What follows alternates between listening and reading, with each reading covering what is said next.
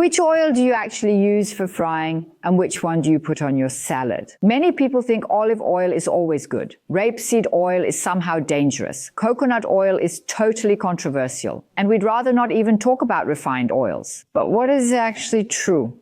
Which oils help your body stay healthy and which ones cause problems in the long run? And in this video, I'm going to clear up myths, half-truths, and lies. And I'll explain to you which oils you can use without worry, even when heating them. And you'll get a clear list for salads, for the pan, and for the oven. And most importantly, I'll also tell you which oils I don't use and why. There's absolute confusion about oils. Fat was once seen as the main enemy, followed by low-carb and superfood trends.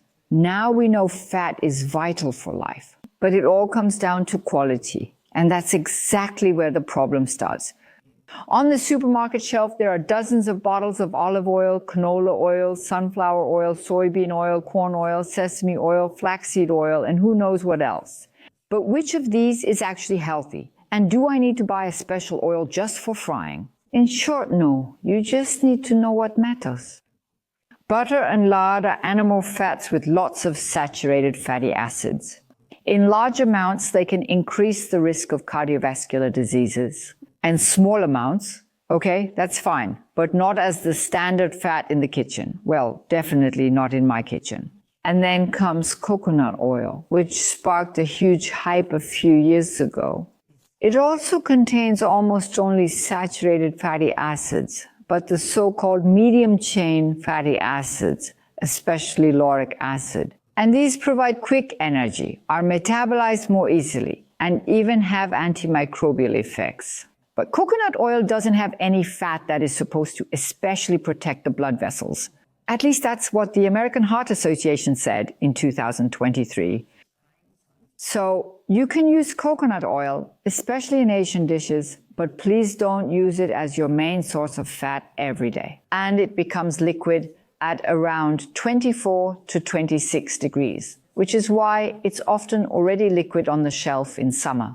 So that's completely normal. In winter, it's solid and hardened. That's it. And now it's going to be refined even further, very clearly. So those that have been heavily heated, bleached, and deodorized have absolutely no place in healthy cooking.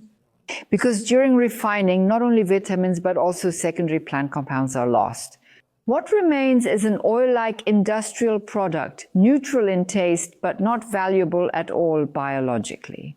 And I use only virgin oils, meaning mechanically cold-pressed, untreated oils. And yes, you can easily cook with virgin olive oil and rapeseed oil as well. The fear of the smoke point is exaggerated. If you don't fry on the highest heat, then you're actually on the safe side there as well. But anything that's burned in any way or turns really dark brown shouldn't be eaten anymore anyway, no matter what oil you use.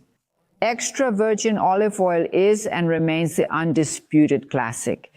Olive oil provides many polyphenols with antioxidant and anti-inflammatory effects, so it protects our heart and our blood vessels. It has proven to be a key health factor in numerous studies, such as those on the Mediterranean diet. It is also well suited for frying at medium heat because it is relatively heat stable. And the best olive oils usually come from Italy, Spain, or especially when they are from the first cold pressing, and of course from organic farming and gentle processing. Rapeseed oil, on the other hand, is often underestimated. It contains little saturated fat, but plenty of monounsaturated fatty acids and plant-based omega-3. That's a big advantage. It's available locally here and therefore also makes ecological sense. Organic and cold-pressed rapeseed oil is an ideal base oil, both for cold dishes and for gentle heating. Linseed oil is a bit more delicate, but it's a real omega-3 fatty acid bomb. It should never be heated, but it tastes great stirred into quark, on vegetables or in porridge, or of course as a salad dressing. And that's why you should always store it in a dark and cool place in the refrigerator. And linseed oil should be used up after a few weeks. So what about soybean oil? Soybean oil was classified as healthy in studies like the large Harvard study, but the supermarket products are almost always refined. And whether it's safe, where the soybean comes from, I don't know if that's always safe. That's why, if at all, I use organic soybean oil. And it's better not to use it as your main oil. Yes, sesame oil, what about that? Sesame oil, especially unrefined, is very rich in antioxidants like sesame. It's very mild, slightly nutty, and works well for cold dishes, or also for gentle heating. And the emphasis here is really on gentle heating. The roasted sesame oil has a very intense aroma. But be careful, it must not be heated to a high temperature.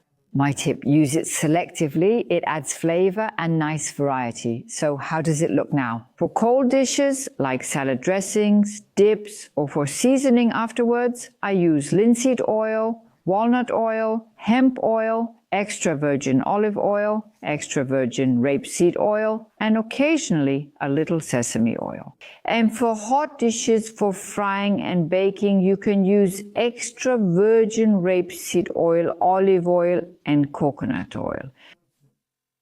Gently heat mild sesame oil, but please don't heat the roasted one. And what about refined oils? It's best to just leave those on the shelf. So healthy fats are a gift if you know how to use them properly.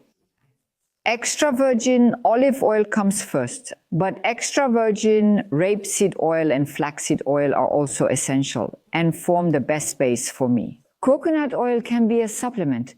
Then, when I cook Asian dishes, I also sometimes use sesame oil because it adds a very special flavor. And soybean oil is okay, but it's not really my favorite. And above all, you don't need 5 or 10 types. Just a few good ones are enough, and they should not be industrially processed. And if you choose your oils wisely, you not only benefit health-wise, you can also taste the difference. And that's exactly what I wish for you. Joy in cooking, clarity in your choices, and real quality on your plate. Here's a little addition because I was just asked, what about sunflower oil? Oh my goodness, sorry, I lumped it all together. That group of refined oils also includes safflower and sunflower oil. These oils are usually always refined. And what you need to know about safflower oil and sunflower oil, they have a lot of omega-6 fatty acids. And that's already a huge topic for us, because most people have far too little omega-3 fatty acids, so far too little of the good ones. And a lot, no, I have to do it like this, and way too. A lot of omega-6 fatty acids. And if you cook everything with sunflower oil, then you get more and more, and you have less and less omega-3. That means the inflammation in your body keeps increasing more and more. And that's why you have to avoid things like that as quickly as possible. And you should use the oils that I think I have explained in detail today. And if you actually know someone who still uses sunflower oil or safflower oil, then of course, please share this video now